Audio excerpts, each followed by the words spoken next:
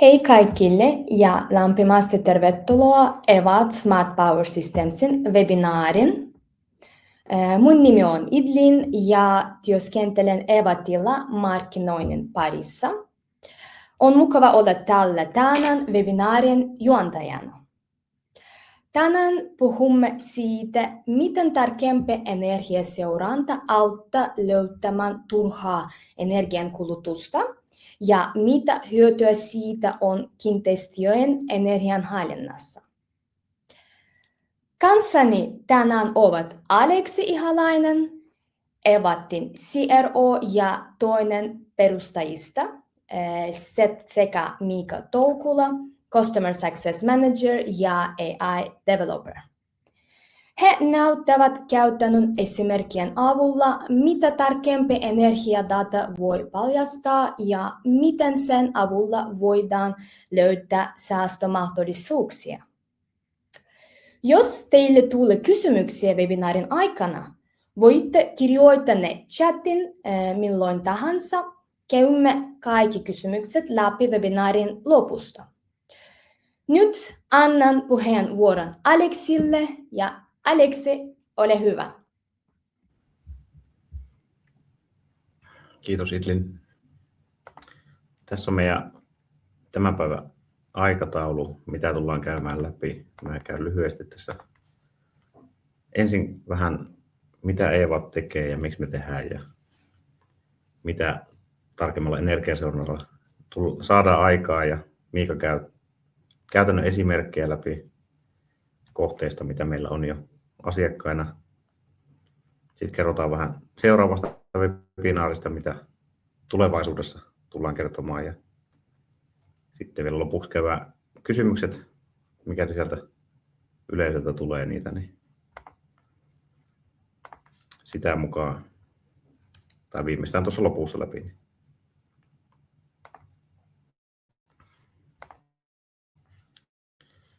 EVAT on tosiaan perustettu vuonna 2022 ja se on suomalaisomistuksessa kokonaan.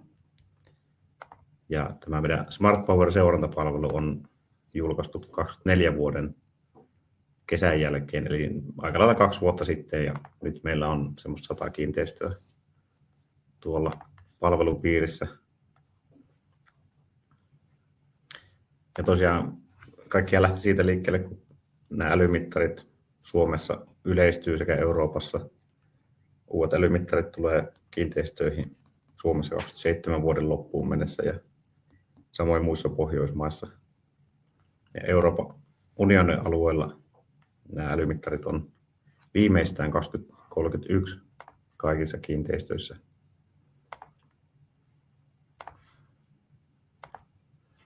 Se mitä me tehdään, niin jos oikein lyhyesti sen kiteyttää, niin me muutetaan sähködata hyödylliseksi tiedoksi asiakkaille ja sen avulla saadaan kustannuksia alhaisemmaksi ja pystytään reagoimaan niihin ongelmakohtiin, mitä kiinteistöistä löytyy. Ja aikaisemmin niiden selvittäminen on ollut aika työlästä ja hintavaa, niin nyt saadaan tällä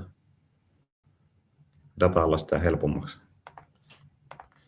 Miksi me tätä tehdään, niin se on tullut jo meidän asiakkailtakin hyvin selväksi, että mikäli näitä kiinteistöjä on kymmeniä, satoja hallinnoinnissa, niin näihin asioihin reagointi on tosi hankalaa, mikäli ei ole tämmöistä tarkempaa tietoa, että nyt asiakkaalla on monesti tämä 15 minuutin data saatavilla ja sieltä arvioidaan niitä asioita, mikä ei oikeastaan paljasta vielä juurikaan. Tai sillä tiedolla ei pysty ratkaisemaan näitä asioita. Et mitä parempi tietolähde ja hyödyllisempää tietoa, niin sitä helpommin näitä asioita on ratkaista kiinteistöistä sähköosalta. Et miten me toimitaan, niin monet aina kysyykin, että mitä sitä käyttöönotto vaatii, niin me ollaan itse kehitetty laite siihen. Se menee yhdellä tuommoisella RJ12 liitännällä suoraan sähkömittariin kiinni. Ei tarvitse mitään muuta kuin laittaa tuo yksi lukija paikalleen ja ei tarvita sähkömiestä siihen. Laite toimii omassa tai mobiiliverkon kautta, ei tarvitse mitään Fifi-liitäntöjä laittaa siihen. data säilytään Suomessa, että ei tarvitse miettiä, että kenelle se data lähtee siitä. Heti kun tuo laite on liitetty kiinteistösähkömittariin, niin sitä dataa pystyy hyödyntämään ja me autetaan sitten asiakkaita tulkitsemaan myös sitä, mitä sieltä kiinteistöstä löytyy. Et tässä kohtaa mä melkein antaisin Miikalle vuoron kertoa näistä esimerkkeistä, että mitä täällä kiinteistöstä ollaan löydetty. Ja annan puheenvuoro sinne. Joo, kiitos Aleksi. Kiva kuulla tästä Evatista, vaikka mäkin olen ollut tässä, no ei nyt ihan vielä 2 vuotta, mutta että mukava seurata, että mitä kaikkea tässä opitaan ja asiakastapauksia ja kaikkea tällaista dataa kanssa on pyöritetty paljon, niin nyt on kiva myös jakaa sitten vähän näitä tapauksia ja että millaista ollaan opittu ja miten on autettu asiakkaita sähkön ymmärtämisessä ja käyttämisessä. Tässä on nyt mulla 3 esimerkkiä ja rohkeasti laittakaa kysymyksiä tuonne chattiin. Mä näenkin siellä nyt on jokunen jo tullut, niin niitä voidaan sitten katsoa tässä, koska tässä on kuitenkin pieni viive tässä lähetyksessä, niin jos laitatte kysymyksen, niin mä en sitä heti näe. Niin laittakaa hyvissä ajoin ja mä katson sitten aika ajoin tuolta, että tuleeko minkälaista.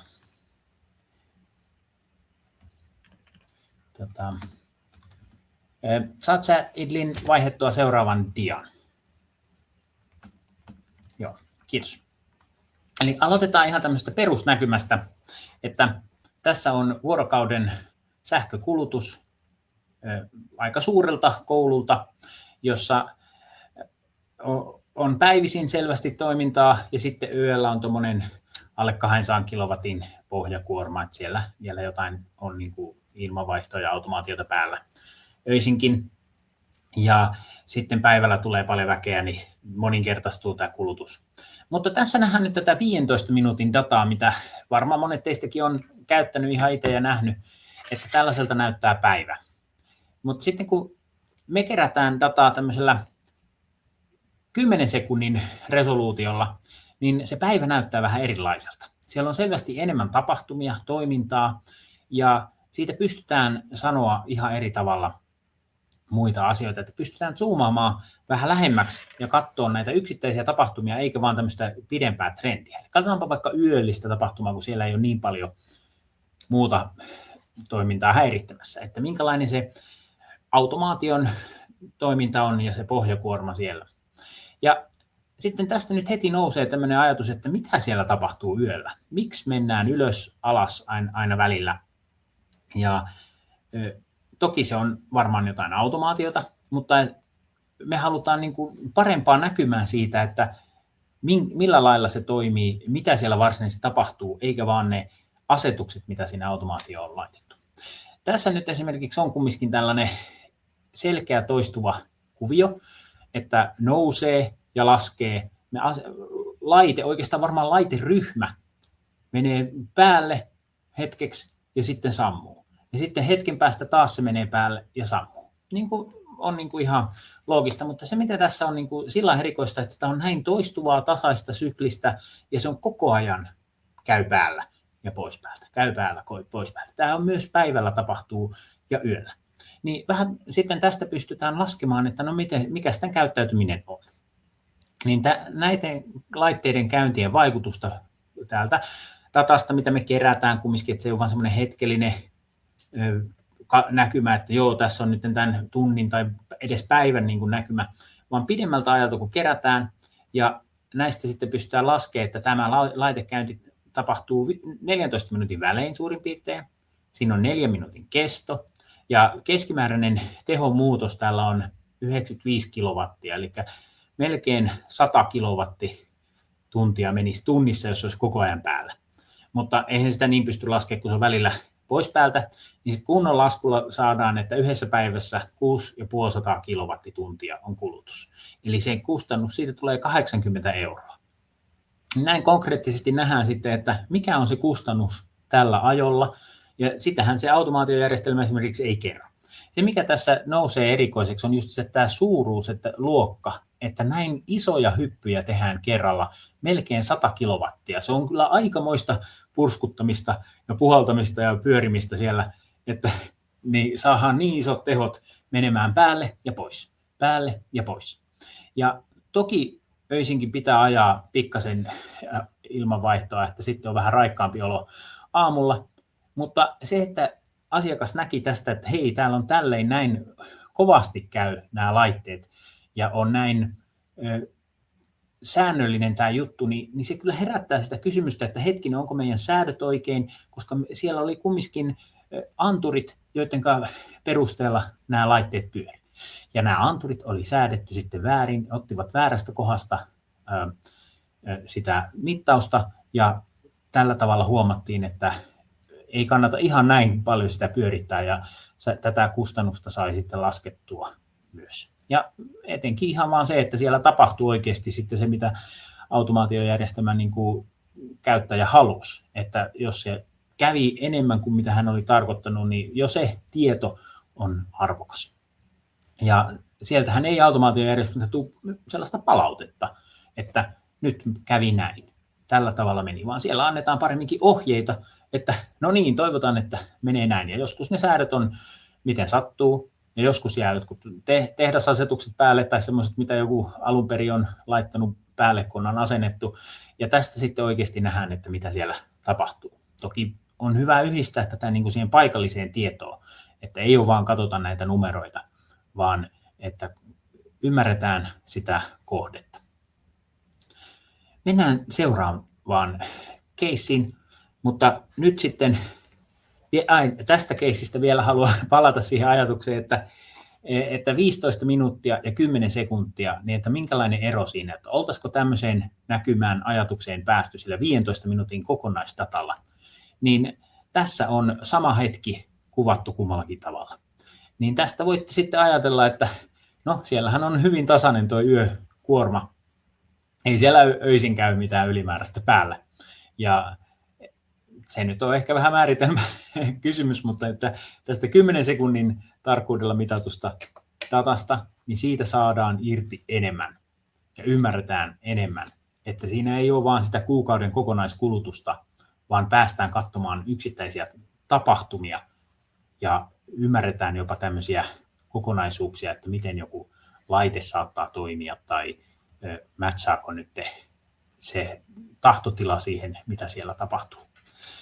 Ja siinä on muitakin hyötyjä kyllä tässä datassa. Tuutte näkemään näistä muista esimerkkeistä.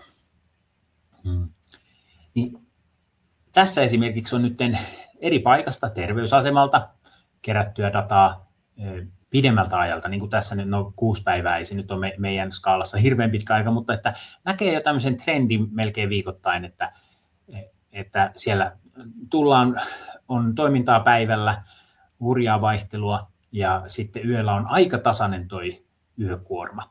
Ja toki nyt jos verrataan 15 minuutin dataan, niin pitää niin kuin sillä rehellisesti sanoa, että onhan tämä niin kuin puhtaampi kuva, tämä 15 minuutin versio, että siitä niin kuin näkee sen kokonaiskulutuksen aika kätevästi. Mutta siinä ei pääse porautumaan ihan niin sinne, että mitä siellä sitten niin kuin varsinaisesti tapahtuu. Ja että miten tarkemmin vaikka joku aamulla, meneekö se varti yli, 10 yli, 20 yli joku toiminta päälle. Niin katsotaan vaikka yhtä tämmöistä päivää vielä 10 sekunnilla, ja kyllähän se on niin tarkkaa tuo data, että kun katsoo tälleen viikon skaalalla 10 sekunnin dataa, niin se tuntuu sekavalta, mutta sitä ei ole tarkoitettu siihen, vaan sitä on tarkoitettu tämmöiseen tarkempaan katsomiseen. Että tässä vuorokauden skaalalla niin ymmärretään paremmin, että täällä on yöllä tasasta, että ei ole ihan semmoisia isoja hyppyjä, niin kuin pieniä tuommoisia piikkejä on, mutta ei ole niin kuin semmoisia kunnon kulutusta, isoja laitteita käy yöllä. Sitten aamulla aikaisin jo ennen 5 lähtee laitteisto käyntiin ja sitten koko päivän kuluu tässä näin. Ja sitten täällä 5:30 on viimeinen tämmöinen isompi hypähdys. Ja oikeastaan siellä 6:00, kun 5 terveysasema menee kiinni, niin 6:00 on jo aika tyhjä se koko rakennus.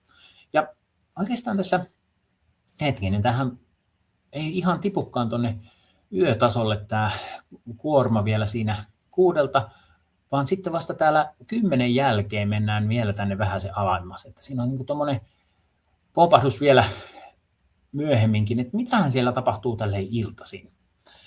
Niin tätä tutkimalla, tätä huomiota ajatusta katsomalla, niin lasketaan vähän se, että rakennus on tyhjä ja silti vielä 5 tuntia päivittäin ajetaan jotakin laitetta, jotakin kuormaa siellä, ennen kuin se tipahtaa tuonne yötasolle. Ja on ymmärrettävää, että joku automaatio toimii niin kuin, että no niin, laitetaan nyt reilusti tuonne kello 10 asti että sitten vaikka se on vähän aikaa tyhjillään jo se rakennus, niin siellä vaikka ilma vaihtuu kunnolla. Mutta tätäkin niin kuin on hyvä kyseenalaistaa tai kysyä sieltä kohteelta, että eikö se yöllä riitä ne perusasetukset, että pitääkö sitä 5 tuntia päivittäin tyhjässä rakennuksessa pyörittää. Riittäisikö tunti, 2 tuntia? Ja laskien nyt ihan täällä vielä tunnilla, koska me saadaan 8 kilowattin ero yökuormaa, niin se on vuodessa 14 000 kilowattituntia, joka on vajaa 2 000 euroa sitten kustannusten puolella. Niin onko se ilmanlaatu ja onko se edes ilmanvaihto, mikä tätä aiheuttaa, mikä pyörii tuolla illalla tonne asti, niin onko se henkilö, joka on tämän päätöksen tehnyt, että joo, nämä on hyvä pyörittää tonne asti, niin nähnyt tätä iltakuormaa niin kuin sillain hintana, että paljon se on. Ja nyt toki sitten voidaan kysyä, että no tapahtuuko tämä joka päivä, kun mä olen laskenut tuossa, että vuoden kustannus ja mulla on osoittaa vain 1 päivä. Niin kun palataan tähän viikon näkymään, niin täällä joka ilta on tämä sama kuorma, samaan aikaan laskeutuu. Ja ihan viikon loppuisinkin, vaikka tässä pikkasen laskee vaan nämä lauantai- ja sunnuntai viimeiset vuorokaudet tässä, niin tämä kokonaiskulutus, niin siellä on vähemmän toimintaa muuten viikonloppuna, ja silti se samalla tavalla, samoilla ajoituksilla pyörii tämä viikonlopun ajastukset. Niin tässä on ehdottomasti sellainen asia, mitä pystyy haastamaan ja katsomaan, että onko tarpeellinen, mitä vaikutuksia siellä on ja mitä ne asetukset on alun perin ollut, että pitäisikö vaihtaa. Ja tämäkin on tämmöinen, mitä me monesti löydetään, että ei ole kaikkia asioita pystytty miettimään niin kuin ihan loppuun asti, kun ei ole vaan sitä tietoa, että tämmöinen vaikutus sillä on. Ja toisaalta sitten se ajatus siitä, että katsotaan yhdessä ja kerätään tätä dataa ja mietitään, miten se pidemmällä ajalla vaikuttaa. Nyt ennen kuin mennään seuraavaan esimerkkiin, niin mä katson tuolta näitä kysymyksiä. Vai oliko, Aleksi, oletko sä seurannut kanssa, että onko siellä jo näistä 2 keisistä tullut? Mikko kysyikin tuosta, että tarvitseeko sitä handboardia avata, tai pystytäänkö avaamaan asiakkaan puolesta, mutta tällä hetkellä ei ainakaan pysty sitä tekemään. Ja sitten tuli tuosta koulusta kysymys, että onko sen kohteessa tehty vielä muutoksia ja onko ne näkynyt siinä kulutuksessa, niin eikö se näin ollut, että siellä lähdettiin tekemään näitä muutoksia tuon koulun osalta? Joo, siis me koitetaan toimia nopeasti, niin vielä ei ole sitten mitattu ihan mikä se lopputulos siinäkin on. Et mäkin olen taustaltani tämmöinen matemaatikko, että mä en niin kuin tykkää sanoa, että minkälaiset säästöt mahdollisesti on, että katsotaan, mitataan ja sitten raportoidaan kunnolla. Niin tässä vaiheessa ei ole vielä sitä. Mä arvioisin, että puolet siitä, no ja ainakin 30-40% siitä, niin kyllä varmaan on muutosta. Että, no nyt mä arvioin sitten silti, vaikka sanoin, että mä en mene, mutta siis tällä merkinnällä, että tämä on arvio ja että mitataan sitten vielä kunnolla. Ja kyllähän se asiakasta kiinnosti, että on tämmöistä potentiaalia tai edes mietitään, että olisiko tässä niin kuin parannuksen mahdollisuutta. Ja meidänkin monesti nämä asiat, mitä löytyy, niin ei vaadi isoja asennuksia. Kummassakaan näissä esimerkiksi, että siellä jotakin pientä muutetaan jo olemissa järjestelmillä. Käytetään tätä tietoa, mitä me kerätään järkevästi, että ohjataan dataa. Mennään vielä viimeiseen esimerkkiin. Niin tämä on myös eräältä koululta. Ja miltä tämä data tuntuu? Kun aikaisemmin mainihin siitä, että 15 sekunnin dataa olette ehkä nähnytkin semmoinen vuorokauden kulutus. Ja tässä on tätä 10 sekunnin dataa niin kuin viikonlopun ajalta, 2 vuorokautta. Niin tätä hetki voi mennä niin kuin pureskella, että okei, mitä tämä tarkoittaa. Ja tämä ei ole liian monimutkainen, että tämähän ei ole kovin suuri kulutus viikonlopun ajalla, että 400 kilowattituntia, mutta se mikä tässäkin mietitään, että se ei ole myöskään semmoinen tasainen. Ja nämä heitot, mitä tässä on, kun tämä skaala on pidemmältä ajalta, niin ne on pidempiä prosesseja kuin mitä me aikaisemmin katsottiin. Et siellä jotain tapahtuu koululla ja käydään tuolla 4 kilowattissa, mutta käydään myös tuolla 18 kilowattissa. Ja ehkä se kulutuksen määrä, mikä tässä on, ei ole hirveän suuri, mutta tästä tulee jotakin muuta esille.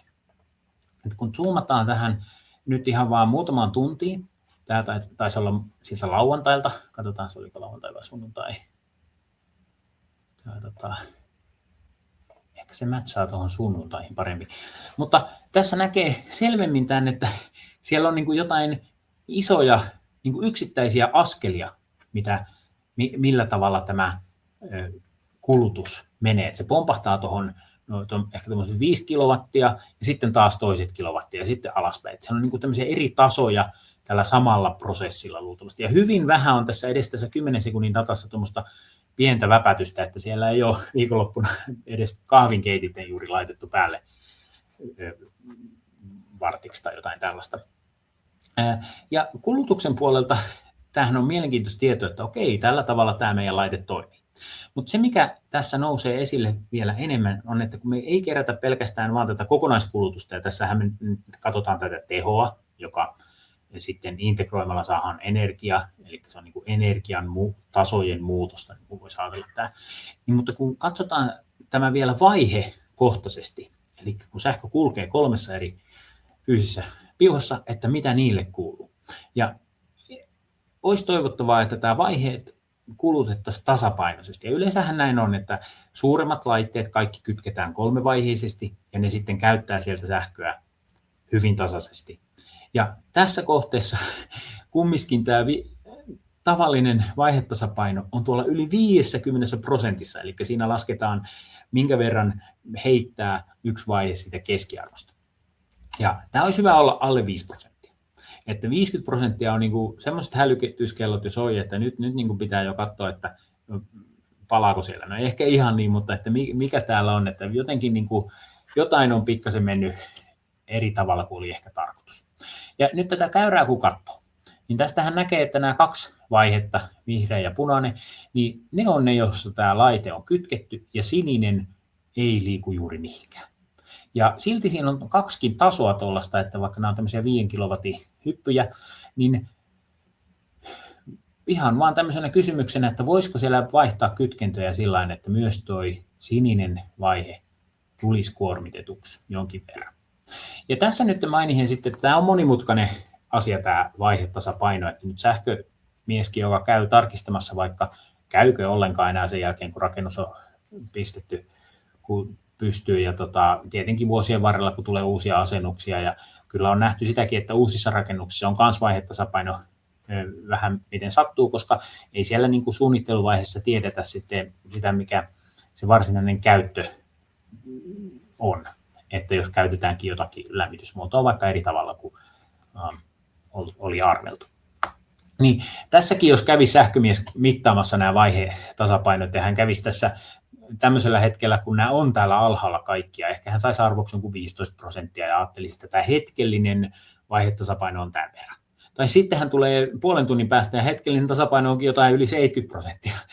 Niin ei hekään laske näitä asioita tälleen, koska hekin ymmärtää, että ei se hetkellinen vaihetasapaino, niin se on niin kuin vähän semmoinen vaikea arvosteltava luku, että pitää katsoa pidemmältä aikaväliltä. Ja tässäkin tämä yli 50% edes päiväajalta, niin se on jo semmoinen, että miettii, että mitäs tässä voisi tehdä. No sitten kysyttiin sieltä kiinteistö vastaavalta ja koitettiin yhdessä miettiä, että ymmärtää tätä kuormaa, että mitä tässä on tapahtunut.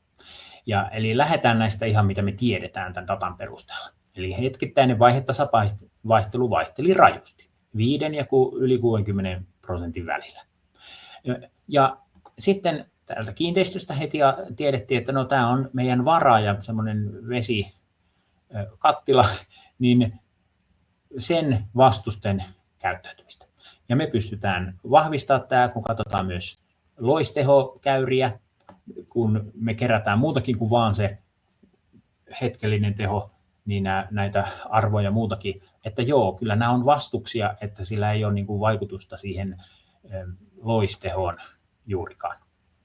Niin tässä varaajassa sitten on useampia tämmöisiä vastuksia, olikohan vajaa 10, ja ne on kytketty sillain, että sehän ei nyt mene täysille se varaajan lämmitys päälle koko ajan, että no niin, nyt se on joko päällä tai pois päältä, vaan siellä jotkut vastukset menee päälle ja toiset menee päälle. Ja huomattiin, että ne oli kytketty niin, että ensimmäiset 4 vastusta, kun meni päälle, niin ne tuli vain 2 vaiheesta.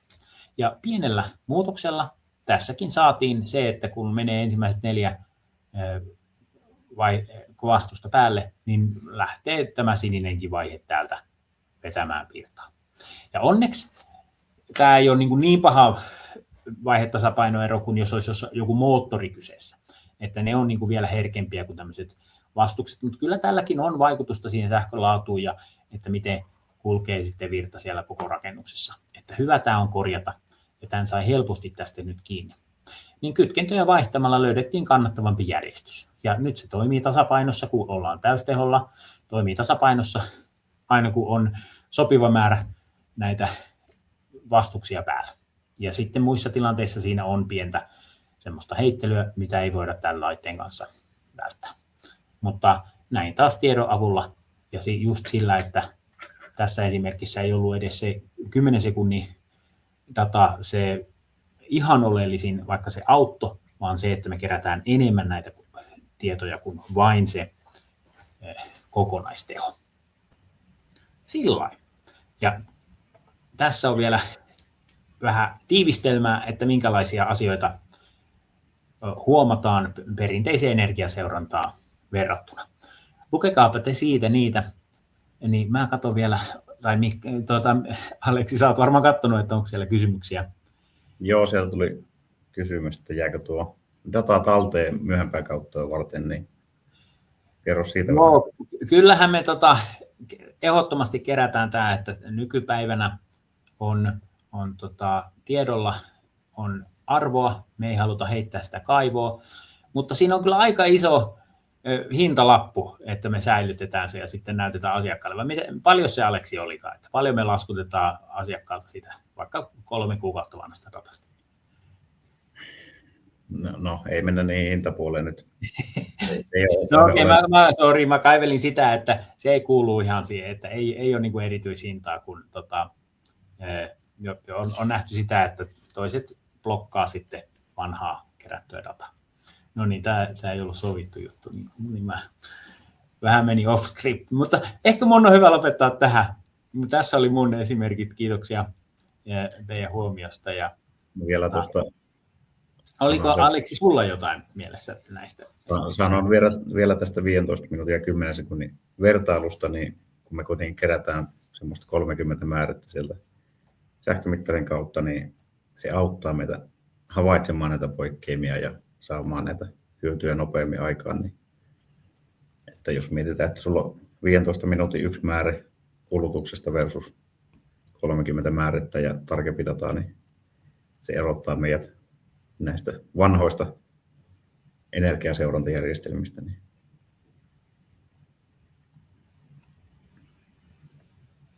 sen halusin vielä tuoda esille.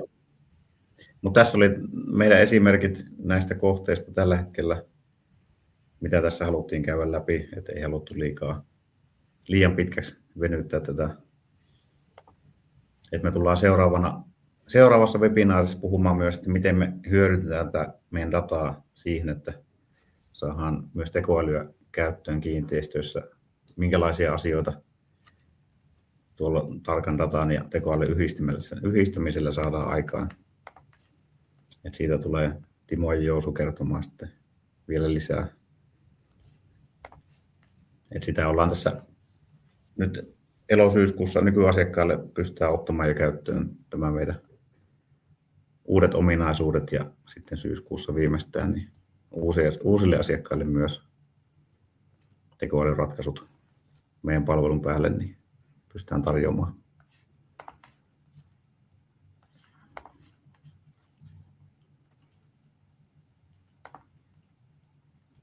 Jos asia kiinnostaa enemmän, niin meidän sivulta pystyy yhteystiedot kaivamaan tai sitten ollaan suoraan yhteydessä.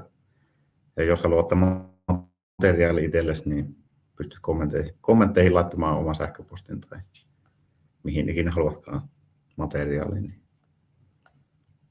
laitetaan tulemaan. Jos haluaa suoraan tapaamisen sopia meidän edustajien kanssa, niin suoraan meidän sivulta onnistuu myös. Oliko Idlinillä vielä loppusanoja?